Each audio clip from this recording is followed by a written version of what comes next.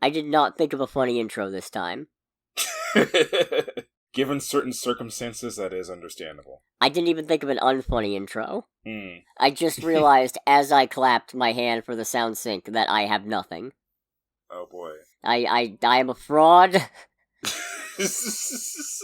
I am a fraud and I can't even think of another word. I'm a Schmeckeldorfer. Does that make both of us Schmeckeldorfers, or are you the Schmeckel and I'm the Dorf? I don't know.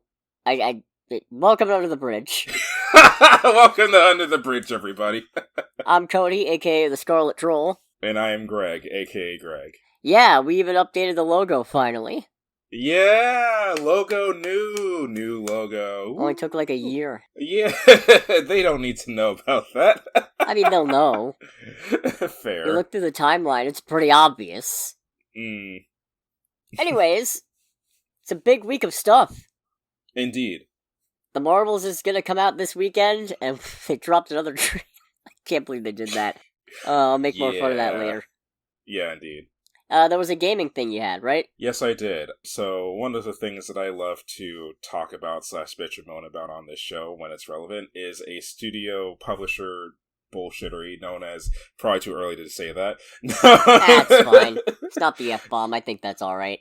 Known as Motorsport Games. Recently, it was announced that Toca, the rights holder and I want to say governing body to the British Touring Car Championship, has announced that they have terminated their agreement with Motorsport Games, and in fact, a British Touring Car game will not be released. For reference, or for the uninitiated, I want to say in like 2020 or so, Motorsport Games came to be, and when they came to be, they announced that they had garnered the rights to make games for several different racing series, including IndyCar, NASCAR, BTCC, the WEC, which is like the main like international sports car racing championship. And pretty much since day one, it's been a shit show from this company in terms of like just hemorrhaging money everywhere, massive layoffs, nothing really coming from it. As I understand, as far as actual game development, anything, their WEC racing game is still like an alpha.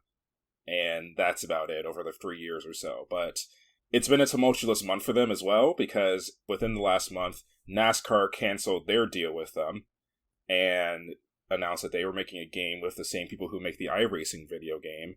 Toca has announced, this cancellation with the BTCC game. Oh, also apparently, Motorsport has laid off like 40% of its workforce over the past couple weeks. Oh. Yeah. As I understand it, the only racing series that they still have some kind of agreement with for some strange reason are the IndyCar series and the World Endurance Championship, or WEC. I'm going to put money on no. Not for long. Yeah, like... So, to be honest, within the context of this touring car game, I personally think if this game came to be to begin with, it probably wasn't going to do very well, because the British Touring Car Championship, and honestly a lot of touring car series in general, while very fun and very good fun to watch, are generally kind of, I don't want to necessarily call them niche, but they don't exactly have the fan base or really the demand, especially internationally, to, in my opinion, like make a video game dedicated to just that series work. For that game, it might sell well in Europe. Everywhere else in the world, like, nah.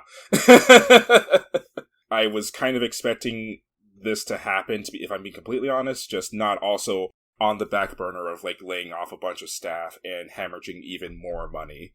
So, I personally think this is probably the end of this company. Like, if nothing... Yeah...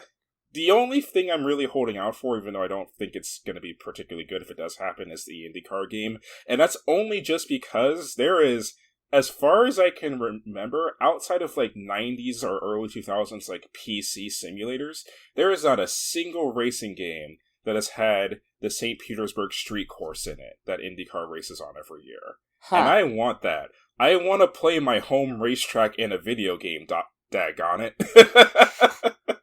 Because that's the only way I'll ever probably be able to experience the track in any capacity. Fair. But yeah, it's just another thing where it's just like, alright, we got another nail in the coffin. How many more nails do we need before it's just like completely tight? Not even Dracula could escape from it. No zombies getting out of this. Yeah, for real. No, sir. Just not a good look. Like, the whole NASCAR thing was already not great, but yeah, that's just, I think, like, that's gotta be one of the very last nails in their coffin. Speaking of not a good look, I also have some gaming news. Oh boy. Earlier this year, Microsoft removed Twitter integration from Xbox consoles and from the game bar on Windows. Mm-hmm. And it seems they are no longer the only ones, because Sony will be terminating integration with Twitter on PlayStation 4 and PlayStation 5 consoles next week. Next week, you say? Next week. Nice. They are not wasting any time. You'll notice I'm refusing to call it by X, because what a nondescript, stupid idea from an absolute, I don't even know what to call him, of a human being? Something that someone, because I remember reading a little bit on this right after it came out, something that someone posted that just kind of put it all together is like, remember, Twitter wasn't bought out because of any, like, major thing or because of a corporate change or whatever. Twitter was bought out to satisfy one man's personal narcissism. And it's like, yeah, that is correct. But reminder, he used to work for PayPal, and they removed him from that in part because he was incompetent and wanted to rename it X. Really? Yeah. That I did not. This is an obsession with him. Yeah, it's just like X. This whole thing is the result of one man's personal letter fetish. X gonna give it to you. What? Or in this case, X gonna hemorrhage money from you. Because I'm pretty sure, I want to say Twitter has actually lost values compared to what it was bought for. Yeah, he bought it for $44 billion. It's now valued at $19 billion. Oof. I think this came up in a previous episode. I'm pretty sure he set a record for, like, losing the most personal net worth or something similar. That's amazing. Or losing a certain value of net worth that no human being has ever managed to accomplish before. No, if I say it's amazing and he hears this, it'll probably also fuel his narcissism. It's disgusting is what it is. It is nasty. It is a bit gross. Straight nasty. Ooh, that's nasty. Anyways, good thing I've been mostly just shiny hunting on Switch, because it means I don't have to worry about sharing anything to Twitter. I mean, that's a little disgusting in its own way, but not to that same degree. Yeah, I know. But I'm like 20% to a full living shiny dex now, so... Fair enough. That's nothing to be proud of. I mean, well, how long have you been shiny hunting at this point? That's a good question. I forget exactly when it started. Okay. Has it been, like, a month? It's been a couple months, at least. It's been a couple months. Okay, well, by that rate, with any luck, you'll be done in a year's time. No, it's not going to be that easy. I'll guarantee it. Fair. In some other news, we're getting more Futurama. Yay! That is a yay, right? I don't know, actually, come to think of it. I still haven't watched any of the new ones on Hulu. Yeah, same. But they picked it back up for an additional 20 episodes. Okay, then I guess that means that it's done well, then. Yeah, apparently. I really need to start checking this out. I've just been busy. Fair and same. And the Comedy Central ones weren't as good as the original Fox ones, so... I've been a little hesitant. Again, that's understandable. Still, Futurama is a series near and dear to my heart, and I really ought to give it more support than I've been giving it. Or at least check it out and see if I feel like giving it more support. Apparently these 20 episodes will be divided into 2 different seasons. Oh, really? Yeah, I'm not a huge fan of series now only getting like 10 episode seasons. Yeah, neither. But like literally fewer episodes than anime get in a season. Oof. Like, yeah, because like most anime usually get 12 episodes. Right. Echo's only got 5. Does it now? Yeah. Oh boy. We'll have more to say about that later. Oh yes. In the meantime, though, Futurama. Yeah. Yeah, there's more episodes, which is, I guess, I'm going to assume it's a good thing, because I've never heard really a lot of bad stuff about Futurama on the whole, so I can only assume more Futurama is more good. If nothing else, it makes me want to watch what's already out more, because now I don't have to worry about getting invested only for it to get cancelled. Fair. A real Firefly effect there. In sadder news, Superman and Lois will be ending with its 4th season. Oh, really? Yep, which actually brings the CW DC television era to a complete end. Oh, I didn't know that was the last one, honestly. Yep, that is the very last. Everything else has either ended or been cancelled. Okay. Alright, well, that was was it like 12-year run or something like that? Something like that. When did Arrow come out? Actually, hold on a second. Oh, 2012. 2012, so not too far off. Yeah, no, that's a 10-year reign. Wow. And the CW verse comes to a close. And a lot of it was shit. A lot of it was shit. A lot of it was garbo. But the ambition cannot be understated. That's true. Again, this did give us Crisis on Infinite Earths, and they made it feel like a Crisis on Infinite Earths event. I will give them credit for that. There are also some really good castings. Like keeping Matt Ryan as Constantine after NBC shot that series in the foot and left it to die. Okay. The main thing that stinks about this, though, is the fact that it's being cancelled because of the fact that CW was acquired by Nexstar, which is now moving away from scripted formats and doing massive budget cuts across the board. Oh, that's encouraging. Yeah. So they're like, we don't really need DC anymore, and DC goes, that's fine, we probably don't really need you either.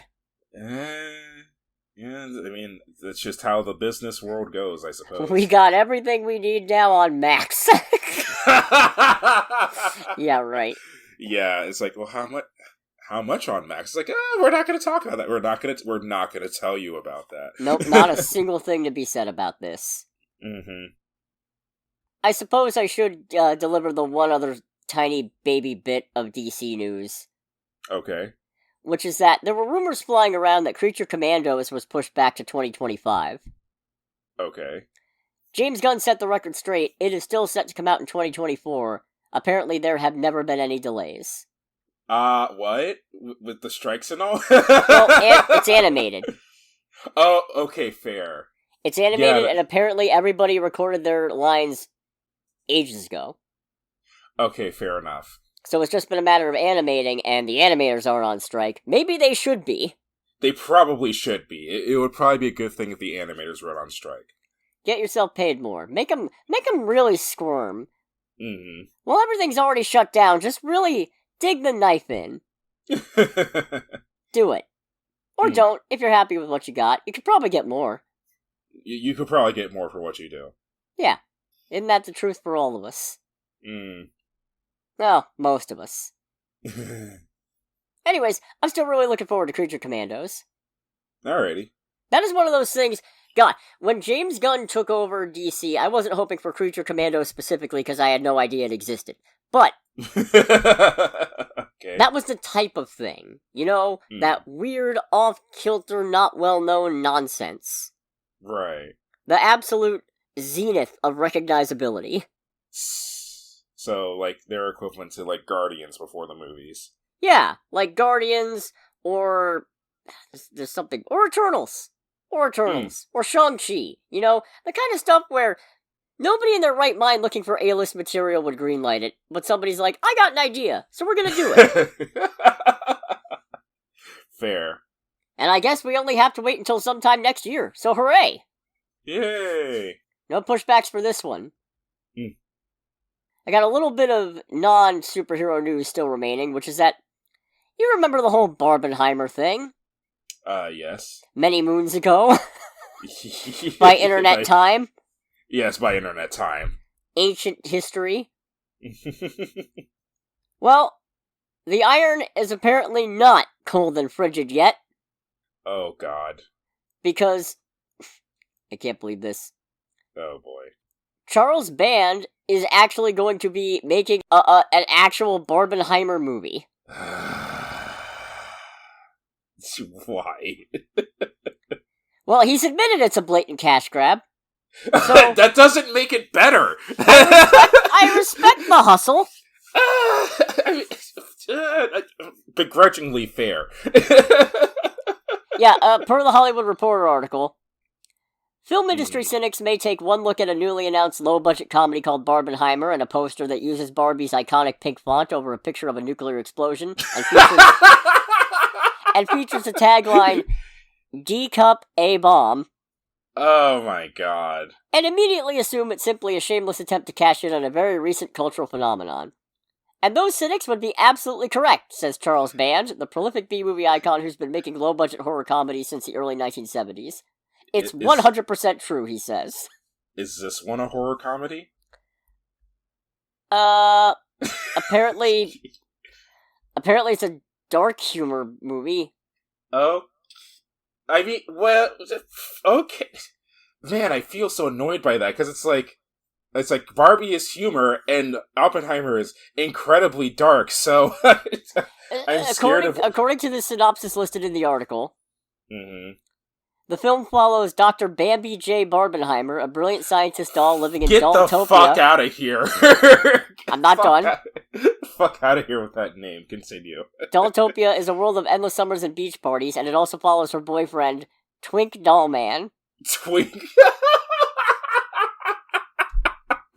Dr. Barbenheimer, incensed by the brutal treatment the dolls receive at the hands of human children, ventures into the real world, where she experiences humanity at its worst and naturally decides to build a giant nuclear bomb to take it all out. Okay. Alright. This is... horrible. Yes. This will be awful. Yeah, just everything about that sounded awful. I am eagerly awaiting the trailer for this. Same. Because it's not always about the best that humanity and the film industry has to offer. Sometimes it's about the worst, and sometimes the worst is Barbenheimer. And sometimes the worst is indeed the best. Yeah. God, it's like, I was gonna say, too, it's like, man, I can't believe that they're making a movie to cash money in on a meme, and then I remembered the Emoji Movie is a thing, so I can't really get that I can't really be that upset, even though I am upset. Yep, nope. Let me get into the Marvel news. Oh boy. We got a few little bits and bobs here and there. Mm-hmm. One of which is that we now have a release window for What If Season 2. Okay.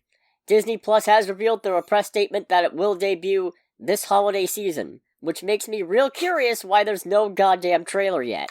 Yeah, it's like this holiday season is right now. That's some of the Marvel's level promotion. Yeah. Oh man, I feel real bad for that movie. Yeah, same. Like, regardless of quality, they have not been keeping up on promoting this at all. No, they have not. So, What If? Yeah, I'm probably gonna be disappointed, but I'm really hoping for more actual What If. Okay. Because the biggest problem I have is that a lot of the episodes don't really feel like they're actually a what if, you know? They feel like it's just like, let's just do a completely different story with the MCU coat of paint. You know what? That's completely fair. I can get behind that. I hate Party Thor so much. It's like, gives a picture of Party Thor, and then gives a picture of Thor from the most recent Thor movies, like they're the same picture. Yeah. Corporate needs you to find the difference. There isn't a difference. God. Strange Supreme was good, though. That was good. I did enjoy the whole, Peggy Carter as, like, Captain Britain thing. That one was good, but it was also, like, it was just Captain America, just slightly different. Yeah, no, that's fair. It's like, I also fully acknowledge that it was just a different telling on the same story we already got. And mostly, what really disappoints me is when this series was initially pitched, we were supposed to be getting an episode for every movie in the Infinity Saga. Oh, really? Yeah, no, originally they pitched it as that, and then they cut it down into 2 9-episode seasons. Some of which are going to be about Phase 4 stuff, and it's like, I feel like it's too soon to start going what if on Phase 4 stuff. Yeah, you haven't even finished the Infinity Saga. Disappointing. Yeah. No, they did. Oh! Christ, Infinity Saga was Far From Home. Christ, I forget. Sometimes I forget how, I guess, relatively few movies there are. Yeah, we're in the Multiverse Saga now. Okay, fair. Never mind. Which already has a longer runtime than the entire Infinity Saga, and it's not even, probably not even halfway done at this point. I don't know. Maybe it is? They keep pushing stuff back. True. Anyways, what if? It's in the holiday season, so yeah. Right. It's in the holiday season, so right now. Yeah, where is it? Yeah, for real. Where's the trailer? You told us this holiday season. It's the holiday season now, technically. Give me it. Mm-hmm. Surrender to me this thing. In other very small bits of news, Okay. when talking with Deadline about his new short film, Blade director Jan Demange revealed that the movie is going to be rated R. Nice. Yeah! Shame we're never gonna see it. Because the production is cursed as hell. It is cursed. The production is still on pause currently, right? Yeah. Anyways, the short film he was talking about was Dami, which I wasn't familiar with, and I'm not even sure I'm pronouncing it correctly. Mm-hmm. It played recently at the Toronto Film Festival. But while talking about it, the subject of Blade naturally came up. Mm-hmm. And he said, "They gave me the R, which is so important. I come out of this wanting to be more open, more..."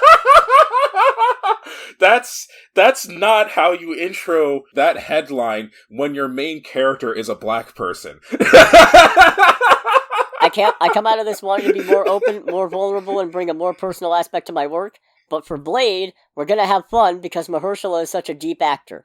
I'm excited to show a kind of ruthlessness, a roughness he has that allows him to walk the earth in a particular way. I love him for that. He's got a dignity and integrity, but there's a ferocity there that he usually keeps under the surface. I want to unleash that and put it on the screen. I can get behind all of that. Just give us the freaking movie. Yeah, but pay your actors first. But pay your actors first, yeah. Yeah, we'll get into that. Mm-hmm. So, we did get a trailer for Echo, and that's going to come up a bit more during trailer time, but there were some additional details, not necessarily related to the trailer, that I want to cover. This part is related to the trailer, though. It is Marvel's first TVMA series, Marvel Studios, that is. Oh, really? Yeah. Okay. Which is a nice switcheroo. It would have been nice to get that in some other projects that can't... Moon Knight! But... and I like Moon Knight, but man, if some of these things that they're telling us now don't make me think, boy, I would have loved to see that last year. Anyways, TVMA, it's also getting a limited run on Hulu at its release. Okay. And it's going to be the first of a new banner by Marvel Studios called Marvel Spotlight. Oh, okay. So, you know what? When you wrote that in the notes for this episode, I thought that was, like, the name of this whole, like, Marvel detail show. No, because but I can't steal it now. Yeah, it's like, I mean, like, in the sense of, like, all these details coming from Marvel. Is that, okay, so Marvel have their own, like, information show just called Marvel Spotlight? Because that sounds very corporate. Damn it. That would have been a great idea. I'm sorry. Anyways, during a Friday night screening of the first 2 episodes of Echo, head of streaming Brad Winderbaum said, "Marvel Spotlight gives us a platform to bring more grounded, character-driven stories to the screen, and in the case of Echo, focusing on street-level stakes over larger MCU continuity. Just like comics fans didn't need to read Avengers or Fantastic Four to enjoy a Ghost Rider Spotlight comic, our audience doesn't need to have seen other Marvel series to understand what's happening in Maya's story." So basically, this is where they're going to put the equivalents to, like, Punisher, Luke Cage, etc. Presumably, I don't understand. This confuses me. The only thing that bugged me about that description was when they say it's like the more grounded street level stuff. It's like, so the Netflix Marvel shows. This isn't necessarily new. You guys kind of already did that. Yeah, but Marvel Studios didn't do that. Fair. But what gets me is it's like, okay, so this is the stuff that I guess isn't part of the bigger multiverse saga, but like you already have stuff that feels like it's not that, like Hawkeye. Or, I don't know, Eternals doesn't seem like it's all that important. True. It's kind of a thing of, because the multiverse saga already feels so disjointed and disconnected, it doesn't... It seems like you don't need to do this now. I feel like they're doing it because part of my brain, the cynicism in my brain can't help but go, it's like, they probably go, it's like, everything's a little bit disjointed. We can kind of tell random good stories that are canon but aren't necessarily related and not overall important to everything else. So here we go. Yeah, I don't know, it just doesn't feel necessary. Yeah. Like, to me, this just says, you don't have to watch Echo to get what's going on, which is like, okay. Then why are we doing this? Why do you need a whole banner for that? Because we can. I'm still a little salty about Moon Knight. Like, I like Moon Knight. I like Yes. most of the Moon Knight series. Yes. Except for the giant CGI god kaiju fight at the end. What the fuck? Ugh. Anyways, I'm hoping Moon Knight Season 2, if it gets one, might be under this, and maybe let them go a little harder with the action. Mm-hmm. Remember when they said Moon Knight was going to be really bloody and, like, vicious, and then they cut away from the last fight? I thought that was kind of brilliant, but also I'm a little frustrated. Yeah, because it's like, alright, that's good, but that kind of goes against what you said you were hoping to do with this. Yeah? No, I don't... Yeah. So there's that. God, you know what? I'm shooting my shot. I'm putting it down just to throw it out there, guys. Mm-hmm. This is the perfect banner to do some kind of Weird World thing. What's Weird World? Weird World is just like this crazy alternate magic dimension. Okay. There's a couple different runs. One involves Archon, who's like this discount Conan the Barbarian guy going around. Okay. Post Secret Wars, the 2015 one, it got a relaunch where this random girl ends up in Weird World and she teams up with a wizard who's been transmuted to a cat and a wizard slayer.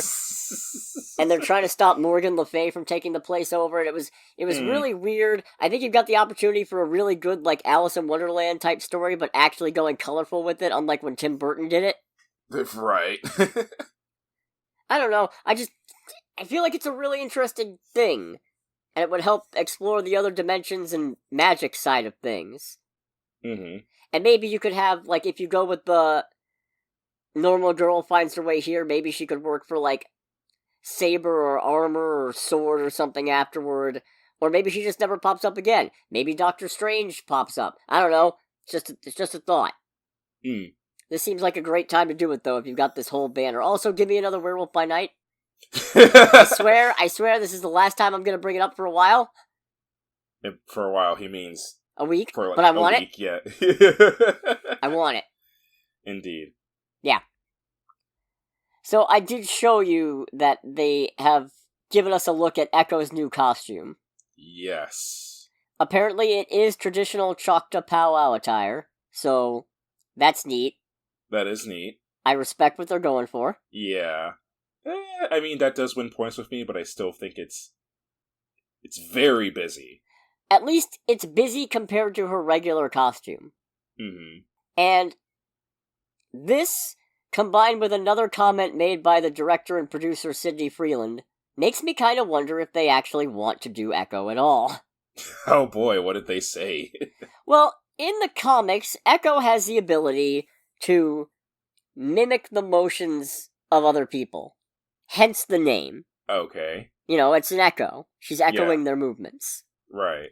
Freeland said, her power in the comic books is that she can copy anything, any movement, any whatever. It's kind of lame. I will say, that is not her power. I'll just kind of leave it at that. Oh, I understand making changes. But that's not encouraging. I understand that maybe you want to tell a different kind of story and that some things are going to change. When you call the source material lame, though, that's where I draw the line and get a little fucking irritated. Yeah. Because it's like, fuck off a little bit, honestly. You could have just said, this isn't what we want to do, something that was a little more grounded in her background, which is fair. Yeah. That's a fair take. When you call what she did before in the comics lame, that's when it turns into, okay, are you implicitly admitting that Black Widow was lame because it had Taskmaster? Because I will 100% say that Taskmaster was kind of lame. I don't know. That's not encouraging. It's not encouraging. It's generally not a great thing to say about the thing that your production is taking inspiration from to begin with. I'm sick of people making this kind of stuff who come off like they think they're better than the material. Because don't get me wrong, there's some silly shit. Yeah, in the comics there's some silly shit, and I imagine in the comics there's probably some pretty poor source material. The comics have a Thanos copter. I beg your pardon. Their Spidey Super Stories was a comic line that was basically made for kids, and okay, in it, there's a bit where Thanos goes looking for a cosmic cube, and he has a helicopter. It's a bright yellow helicopter that just has the name Thanos written on the tail. Okay. And it features Spider-Man and the cat teaming up to stop him from getting a cosmic cube. He gets the cosmic cube, creates an earthquake, and the earthquake causes him to drop the cube, and then he gets arrested and let off by regular New York police. I just looked up a picture of this helicopter and a couple of the panels where it shows up. This is one of the most depressing things I've ever seen. It's ridiculous. It looks so sad. It's ridiculous, and I'll 100% admit it. But there's... You have to, a character's base power set, if you call that lame, that really gets the impression that you don't actually care about this character that you're making a thing out of. Right. I don't know. We'll see. Let's go into the strike news. Oh boy. Pay your fucking actors. So, the AMPTP presented what they called their last, best, and final offer. We still don't know exactly what it is. Right. We do know that SAG-AFTRA has not taken the deal. Was there any reason given? The main sticking point was AI. We just went over this with the writer's strike. Yeah, the AMPTP is seeking to secure AI scans for Schedule F performers. Those are guild members who earn more than the minimum for series regulars and feature films. The suggested clause would require studios and streamers to pay to scan the likeness of Schedule F performers. SAG-AFTRA is seeking to attach a compensation for the reuse of AI scans, as member companies would also need to secure consent from the performer. The language currently in the AMPTP's offer would see studios and streamers secure the right to use scans of deceased performers without the consent of their estate or SAG-AFTRA. Yeah, no. Fuck off! That's...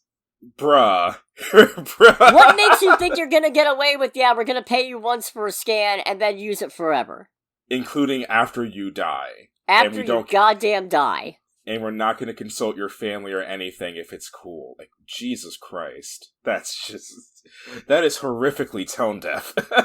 Also, fuck off for coming at it with this is our last, best, final offer. What are you gonna do if they say no?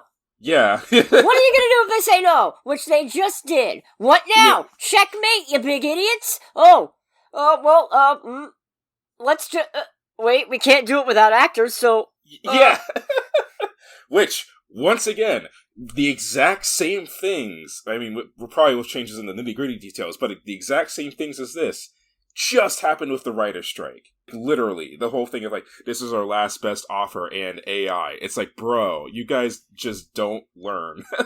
How many times do we have to teach you this lesson, old man? For real. Holy shit, that is horrific. Terrible. Absolutely stupid. Ghoulish, even. Yes. Ghoulish. Point is... what the fuck? I don't even know what the point is. Yeah, The point is they want to save money. Yeah. Jesus. God, these people are stupid. Right? I can't believe the gall of calling it last, best, and final. It's like, okay, we don't accept it. Now what? I didn't plan for this. I figured I could intimidate you into accepting the deal. No, it's like, no, that's not going to happen because we paid attention to the writer's strike. You already tried this before and it didn't work. Yeah, what makes you think you're gonna try it again? George, they're onto us! It's a whole thing of, freaking the hallmark of insanity is doing the same thing over and over. And expecting a different result. Yeah. Disgusting. Despicable. Distressing. Delirious, even. Mm-mm. So, I guess, don't expect this to wrap up anytime soon. Nope. Every time I keep hoping. Every time. Foolish, I suppose. Yeah. Insert joke here. I don't know. Yeah. Want to do trailer time? Sure, let's do trailer time. Alright, we actually had a few this time, as opposed to last week. It's trailer time again! We've got movie previews to watch! It's trailer time again! We got Ryan Gosling's The Fall Guy. I am so confused because I can't exactly figure out what this movie is supposed to be, and I still really want to see it. Well, I guess I shouldn't call it Ryan Gosling's The Fall Guy, because I don't think he's directing it. No. He's just starring in it. Yeah, right, yeah. Let me double check that, actually. No, it's David Leitch who's directing it. Okay. Wasn't that the guy from the first Deadpool? Oh, Deadpool 2. Deadpool 2. I was just saying, like, there is a Deadpool vibe with this trailer, so... And he co-directed the first John Wick. Oh, really? Okay. Yeah. No, as I understand it, it's Ryan Gosling's character is a stunt man who ends up getting hired to work on an ex's movie. Mm-hmm. And then the actual main lead actor goes missing, and he ends up embarking on a quest to get the actor back, so that way he can get back with his ex. Yeah, that's why I said as well, it's like, this seems a little ridiculous and confusing and all that. When you said it was being headed up by the guy who did, like, both Deadpool 2 and John Wick, it's just like, alright, you know what? That makes sense. That just made it, that just kind of sweat it all together, because this premise is weird. Yeah, 100%. Wait, this is based on a TV series? You know what? I could have sworn that the Fall Guys name sounds familiar. No, Fall Guys is a video game. It's okay, then I got it. Well, hey, look, it's combination of words, I guess. Yeah. Alright, yeah, so The Fall Guy was a ABC TV show that ran from 1981 to 1986. Hollywood stuntman who moonlights as a bounty hunter. He uses his physical skills and knowledge of stunt effects, especially stunts involving cars or his large GMC pickup truck, to capture fugitives and criminals. He is accompanied by his cousin and stuntman in training, Howie Munson, who studied in Nashville, who Colt frequently calls Kid, and occasionally by fellow stunt woman Jody Banks. Huh. Yeah, this had 113 episodes too. Wow. All right. The cast for this looks great. For the new movie or the 1980s for the movie show? Okay. Because I mean, fresh off of Barbie, I will watch Ryan Gosling in anything. Oh yeah, 100%. Emily Blunt's great. Aaron Taylor Johnson is usually good. Mm-hmm. Winston Duke is in this. Yes, he is. And Stephanie Sue. All right. Okay, cool. Yeah, no, this looks like a good time. Yeah, no, I'm excited. Or at least it should hopefully be a good time, I guess is more accurate to say. Yeah. At the very least, it should be an entertaining time. Yes. Yeah, no, this looks decently funny. It's a weird premise, and yeah, I had a hard-ish time wrapping around, like, okay, is any of this, like, is some of this part of the movie, or what is this? Right. But when does this come out? Oh, March 1st, assuming it doesn't get delayed because of the ongoing strikes, which it probably will. It probably will be, yeah. Guess we'll see. Mm. We got a trailer for Godzilla -1, and Toho, just take my money. Yeah, no, this looks good. And still just as terrifying. You don't have to show me anything else about this movie anymore. I'm in. I'm sold. You got me. I'm good. That's it. Mm-hmm. Right. I'm still not 100% sure why it's -1. Yeah, I'm not. I mean, probably something representing like a change in time or what have you, or like different timeline or anything like that. Or I don't know, because this isn't related to the movieverse, is it? Not the legendary one, no. Hmm. No, definitely not. Okay. Is it a reboot? Might be. I don't know. I don't really know how the Japanese Godzilla films approach continuity. I'm not sure either myself. Oh well. No, this just some very good destruction. It seems like everybody's properly out of their depth, as you should be against Godzilla. Right, especially coming out of post-war Japan as well. Yeah, definitely. Should not be expecting that. Properly terrifying, too. Oh yeah, 100%. This is Godzilla as embodiment of something's wrath. I don't know if it's nature, God, powers beyond your ken, or Barbie. One of the two. Yeah, something like that. No, this is very exciting. Right. When he picks up that one train with the person still in it, yeah. They are dead. Indeed. In trailers I was not expecting to be excited by, but actually really like, we got a trailer for Kingdom of the Planet of the Apes. So, I figured that this series was done. Same. Because when I found out about this being made, it's like, there hasn't been one of these movies in, 6 years or so? Yeah, 2017. Okay. No, yeah, I mean, it looks like a good time. And I'll admit, I didn't see the last one. I haven't seen any of them. I haven't even seen the original ones from the 80s and 90s. Yeah, I'm still behind on those. But let me tell you, I saw, what was it, Dawn? I think Dawn was the first of the new trilogy. I saw that one. It was really good. I saw Rise. I liked that one quite a bit. And then the trailer for War came out, and I got a little tired of the whole thing. Because it's a prequel trilogy, right? It's supposed to be like, it's a setup of, it's supposed to be setting up a new Planet of the Apes. And all I could think was, how many movies do you need to get to the monkeys win? Yeah, I was gonna say, like, well, I mean, it seems like this movie is trying to kind of set that up. No, this is an advancement. They're already in charge of the planet, which I like it. That's good. Because what was really frustrating me was it felt like wheel spinning for the first trilogy by the end of it. Like in the trailer when that one guy goes, "If we lose, it will be a Planet of Apes." And I'm just like, looks at title, wonder if they lose. Yeah, it's like, I wonder how that's gonna go.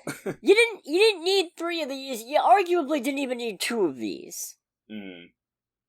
But this is exciting. Yeah, this is... The monkeys talk. Maybe they talked in the third one. I don't know. It's definitely interesting how it seems like a reversal of state, with the monkeys being advanced and all that, and the humans seeming to be feral. So... yeah. That's a different one. I guess it's... well, yeah, I feel like it's a different one, or at least it's an interesting...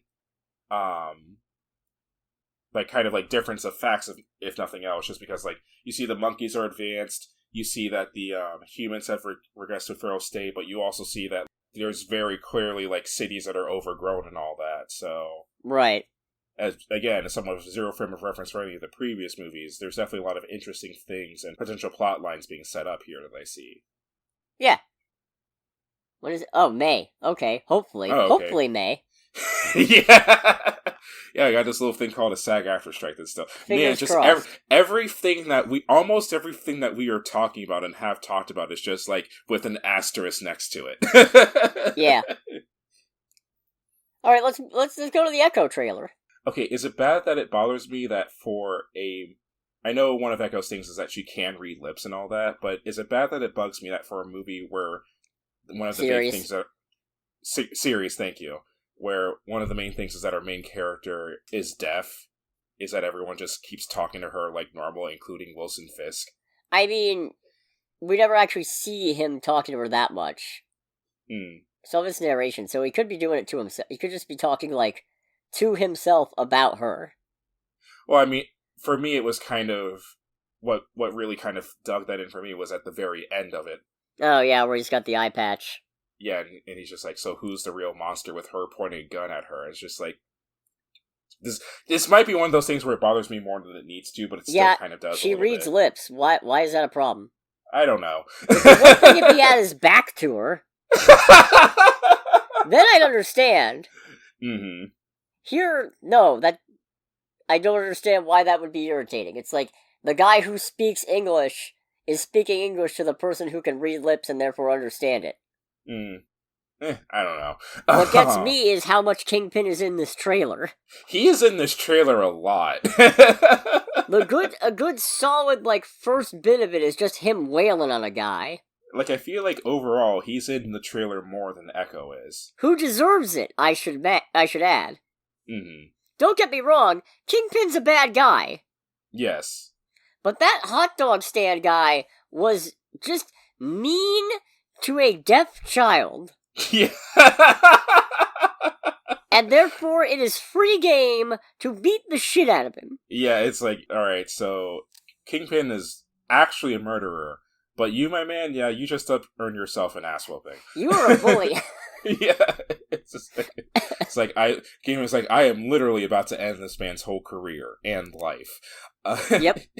Although, I will be honest, I know it's supposed to kind of set up how, in a sense, Two-Face Kingpin is, but I couldn't help but laugh a little bit when he's like, reaches out to Echo, is like, don't be afraid. And it's like, dude, you're talking to a deaf little girl covered in blood. Like, shut the fuck up. Yeah.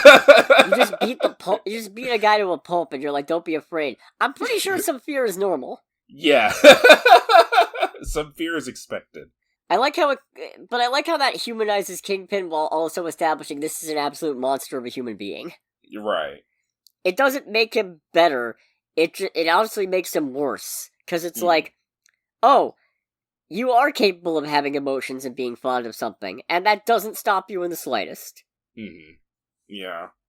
This definitely does look TVMA, though, I'll give him that. Yeah. No, yeah, like, just between, like, the blood and the neck stabs and all that. And the gunshots. It's like, alright, so this is not our usual ilk when it comes to, like, how it's, like, censored or anything like that. So that's encouraging. And I guess to be fair, since Echo doesn't speak, it does make sense to have Kingpin be the sort of voiceover character. Mm-hmm. Especially because, according to Sidney Freeland, Echo is a straight-up villain in this. Okay. Alright, so there's no anti-hero shenanigans or anything like that. I mean, she might become one, who knows? Mm-hmm. But in the meantime, no, she's a straight-up villain who worked for the Kingpin, so... Alright. And that is true, because in Hawkeye, she only left because she found out he killed her dad. It wasn't some big crisis of, oh no, I work for a monster, it's this asshole killed my dad. Right. Which, I appreciate that apparently they're not painting it as some big heroic metamorphosis. Right. It's just a straight-up selfish realization of, you double-crossed me, you motherfucker. Yeah. Whatever her powers are, though, for this show, since apparently her comic ones are lame, not much indication here of what she's supposed to have instead. Yeah, no, when I saw this, apparently she has powers or whatnot. Like, of course not. I didn't know, like, her power before was to be able to, like, perfectly mimic, like, people's movements. But it's like, okay, what other powers does she need? It feels like she's very self-sufficient on her own, just kicking people's asses as normal. You better not have just given her, like, super strength or something like that. Because if you had the balls to call movement copying lame and then just basically made her a super soldier, of which there are already 50 of them... For real. You better not have, is all I'm going to say about that. Right. Then we also got a final trailer for the Marvels, but, like, well, what's the point? We're seeing it this weekend. Yeah, it's literally coming out this weekend. It doesn't matter. Like, they should have led with this trailer. This is the best one. Yeah. What is wrong with you? Or at the very least, you should have released this months ago. Yeah. You dinguses. That's all I have to say about that. Right, same. Box office time. Oh boy. It's still Five Nights at Freddy's. Of course it is. But it did take a big drop. Okay. 19 million domestically this weekend. Compared to, what was it last week? I want to say, it was definitely higher than that. One sec. Yeah, absolutely. 76% domestic drop. Okay. Yeah, that's a big drop then. Yep, huge. Which makes sense. Everybody who wanted to see this movie saw it first weekend. And probably doesn't have a major desire to see it a second time. Unless you're a big fan of the material, which you probably are, but good luck convincing your parents to let you go see it again. Right. I'm certainly probably not going to see it again, because the more I think about it, the more I realize, no, this was actually kind of boring. Yeah. Anyways, it's sitting at $113.6 million domestically and $215.8 million worldwide. Since its budget was only 20 to 25 mil, it doesn't matter. It doesn't freaking matter. How it drops off doesn't matter. Mm-hmm. Second place is Taylor Swift, The Eras Tour. Okay. $13.6 million domestic weekend, $166 million domestic total, $231.9 million worldwide. Alright. Third place, Killers of the Flower Moon. Still no intermission. $6.8 million domestic weekend, $52.2 million domestic total, $119 million worldwide. Fourth place, the movie I saw, Priscilla. $5 million domestic weekend, $5.3 million worldwide. Alrighty. And in fifth place, a movie I didn't even know was coming out called Radical. A teacher in a Mexican border town full of neglect, corruption, and violence tries a radical new method to unlock the students' curiosity, potential, and maybe even their genius. And it's called competitive esports. I don't know. Oh, that's good. $2.6 million domestic weekend and total for a $7.7 million worldwide total. Alrighty. So, yeah. So I saw Priscilla. Alright, and I how actually is wasn't. it? Well, first I want to say I wasn't sure what I was going to do, and then I put up a Twitter poll, and much to my surprise, some people actually voted. Yay! Right? I'm very pleased. I'm very touched. Engagement. If you voted the poll and you're watching this now, thank you, and also if you're not already, please like, comment, subscribe. I'm very desperate. Indeed. Same. The both of us are. You subscribed? I am subscribed. Good. I'm glad. We can still be friends. Yay. Hooray! Yeah, no, I was very surprised because I put both as an option, and I figured the internet would want me to suffer more by having to make time to see 2 movies. But instead, most of the votes went to Priscilla, so that's what I saw. Excellent, excellent. Yeah. This is about Priscilla Presley, Elvis's wife turned ex-wife, I think. Did they divorce eventually? Probably. Yeah, ex-wife. Yep. Yeah. Boom. And so it's kind of hard to talk about this movie without spoilers because it revolves around a real-life situation. So I'm just gonna say, off the top, I think the movie is worth checking out because it's very well done, and it's very... The point that they're trying to make about what a bad idea the relationship was is, I think, well executed. Okay. So it's definitely worth it for that. It's also an uncomfortable movie. I can only imagine. Because, if I had to sum up, it is about a whirlwind and totally not at all manufactured romance in which a cynical Elvis, already in the middle of his career, finds love in an unexpected place, and his new girlfriend, wrapped up in the spontaneity of this newfound relationship, gradually comes to the realization that there are obstacles love cannot overcome, that getting involved with the world's most famous musician at the time, probably, I don't know, I assume, is going to have its tribulations, not the least of which being, it can be hard to love a man who seeks validation from everyone else, but is bad at accepting no. Yeah, that's not a great combo. And then, an hour into the movie, she graduates high school, and surprisingly... Alright. And surprisingly, the relationship does not improve from there. Oh god, I had you going, huh? No, so, I don't know a lot about Elvis or Priscilla. I know that it's, like, generally speaking, he more or less married, like, more literal, less figurative, but still applications of both, a child. Yeah, but, when they met, he was 24, she was 14. Oh boy. Yeah, that's not a good gap. No, it is not. Like, and they, to the film's credit, because I was under the impression, and I must have been mistaken, or maybe I mixed it up with something else, I was under the impression they were kind of glossing over it. No, this movie never misses an opportunity to remind you that she is a child. And that what Elvis is doing, while not necessarily malicious, is still manipulative, predatory, and wildly inappropriate. Indeed. Not great. No, not in the slightest. Not at all. But props to Jacob Elordi, who plays Elvis in this, for portraying him... I never really think of him as the villain, but he also never really gets my sympathy. Right. It's the case of, you're in a bad spot yourself, but that doesn't excuse everything that you've done and continue to do. Right. And that doesn't make it okay, and that doesn't change that you should know better. Probably, ideally. 6 seasons of BoJack Horseman prepared me well for this kind of movie. I don't know if that's impressive or concerning. It's one of those two. Or probably both. It's impercerning. It's impercerning.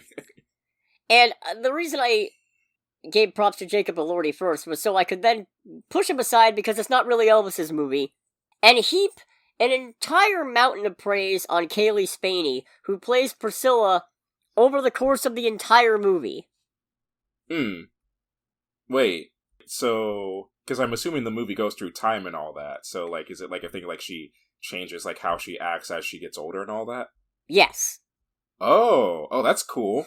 Yeah, no, she does a really good job starting off as this wide-eyed, vulnerable person already out of their element, latching on to some semblance of familiarity and, starstruck awe, and then gradually, hardening is not the right word. It's more like, you know that chocolate syrup that when you pour it over ice cream, it makes a shell? Yeah. And yeah, it's technically a shell, and it's technically protecting the ice cream, but it doesn't take a lot of effort to snap it. That's what she does. Okay. She covers herself in a chocolate syrup ice cream shell. Where there's an attempt at defense, but it's brittle, and you can see the cracks forming the whole time. Right, okay. Because, God, right from the start, there's a bit where I might be reading into this. The whole reason she gets involved with Elvis is that because her family is her dad's with the military and they're stationed in Germany. So she's already out of her element. Right. And some guy who's friends with Elvis just invites her to a party. Oh, as one does. Because apparently Elvis is feeling really homesick and could use, somebody else from back in the States to talk to. Oh, as one does. Is what the movie gives, and all I can think is, this is just this guy fishing to get his buddy some... Oh, this isn't good. Yeah, because I'm assuming that the guy in question is also an American, right? Yeah, because he's also in the military. So then that's your... Oh my god. Yeah, no, it's gross and uncomfortable, and it's great because you can see the dominoes lining up. And you can see where this is all a bad idea, but you can also see why she obviously goes along with it, and you can also see her parents sort of enable it, but they're very much against it, but you can feel the box closing in around them the whole time. Okay. Where it's kind of a no-win situation. Because, yes, the relationship is wildly inappropriate, and there's a point where you can hear the parents having a discussion about it, and the mom brings up, if we try to stop her, she will hate us forever. Because yeah.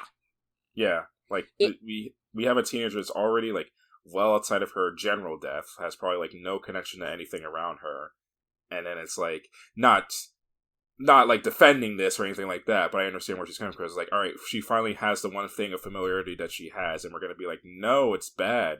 Even though, objectively, it is very bad. Right, but it's not on her to know that. Right. Which is something else. God, it's uncomfortable. It's an uncomfortable movie. And there's little tricks where, I don't feel like it's... I don't want to say I don't feel like it's intentional. Because I feel like it is, but I feel like it's that kind of intentional where... What's the best way I could put this? When Elvis is first talking with her, he asks, what are you, a junior or sophomore? And she answers she's in 9th grade. He goes, oh, you're basically a baby. And then... And then just a couple minutes later, he's playing a song on the piano, and... I don't remember what song it is, but it's got the word baby in it, as as a romantic pet name kind of thing. And it's I feel like this is reinforcement. This is some kind of... I feel like this is you trying to impress her and also, turn it into a cute little pet name, and he does call her baby multiple times throughout the movie, obviously, which wouldn't mean as much because that is a common term of endearment, except for the fact that he remarks on it very early when they first meet. So it feels like... It that's part of why I like the movie, because it's uncomfortable like that. It does that reinforcement of, nope, this is not correct, this feels manipulative, and you can feel where it's coming from.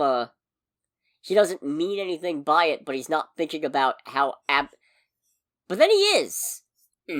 But then he is. There are clear moments where he acknowledges, And it's but you did it anyway. Yeah. It's fucked. It's a fucked up situation. It is a bit fucked up. The music's also really good. There's actually no Elvis music in it. Really? Yeah, they. I don't think they could get the rights. That's interesting. Well, you can understand where his label probably wouldn't really approve of having his music in this kind of portrayal. Yeah, that's fair. Okay. And there are actually bits where the music itself, like, it sounds period appropriate, but there's little things like piano stings or, like, certain chords being played that give the whole thing an almost sinister undertone, even while it's still ostensibly upbeat. Oh, that's interesting. It stuck out to me, and I don't know if I'm imagining it or not, but that's the impression that I got. I mean, if that is the case, and that's a lot of points won with me on an instant. I love, like, little subtle details, especially auditory details, where it's, like, mostly familiar, but just the little tiny things that, it's like the thing, like, subtle, but still profound. Right. It's like, hey, we're not gonna, like, completely take you out of it, but don't get comfortable right now. There were points where the music is playing, and I'm going, this is mostly a happy scene and feels kind of trap, but something's off. I mean, something is off because this is a man who's actually bringing a high schooler away from her parents to live with him. Yeah, it's like, something's off. What makes you say that? Just gestures broadly at the premise of the movie. Come on a hunch! And then as she spends more time with him, especially after she ends up moving back to the States, you can feel where it gets to be a worse and worse idea, because, like, he's controlling not necessarily in that physically domineering sense, but in the I'm holding you hostage via my approval, functionally. Like, there's a point where they go out shopping, and all the clothes she tries on, the things that she wants, he keeps saying aren't really, like, flattering or whatever, and it's clear that he's, like, foisting his taste on her. It's uncomfortable. There's a point where they get into a disagreement because he had a fucking affair, and it's like, oh, come on, baby. It's like, I just, like, fucked another girl. It's no big deal. And then she gets the idea that he might be having another one and calls him out on it, and he proceeds to flip out and threaten to send her back to her parents, where it's like, no, that would be the good idea, but... That would be very much the good idea there. It's uncomfortable, as it should be, because it's not great. Right. And it really is crazy how, to me, like, he's a bad guy in this movie, but he's not a monster. Yeah. Or at least, he's not a monster in the traditional sense. He's not, he's very clearly the villain, but he's not villainous in a sense that destroys the suspension of disbelief. It's still, I'm assuming the bad things he's done are done in a way where you can be like, no, this is how, unfortunately, a normal, terrible human being would operate. Yeah, no. There's a humanity to it that makes it not understandable. Well, it makes it understandable, but not sympathetic or excusable, even though there are points where you maybe feel a little bad for him. Yeah, it's like, it's all pretty much indefensible. But at the same time, it's not so completely insane that you can't go, I don't see how he got to this point. Yeah, it's the cool motive, still murder meme, but it's the sad motive, still predatory. Yes. All in all, yeah, no, this is it's a... It sounds like a good movie, but also a deeply uncomfortable one. Yeah. There's especially... Oh god, there's a couple points that really get me later on. One is when she's pregnant, and Elvis ends up talking to her about something. He's like, I think we need a break. She's pregnant, bro. Yeah, like, you can feel... There's a... She's like, alright, just tell me when you want me to leave, and she's clearly frosty about it, and he backpedals, and you can feel the vibes of, oh, yeah, this is a great time for me to take a break with this goddamn baby inside of me. Absolutely the perfect time for me to take a break from you, because I don't need the help. Right. I think my favorite part is when the baby is due, she gets Elvis awake, and he's getting his boys to, like, get ready to pack up the car or whatever, and you can hear them all frantically flailing around in the background, and meanwhile, she's standing in the mirror just applying fake eyelashes like it's not even a thing.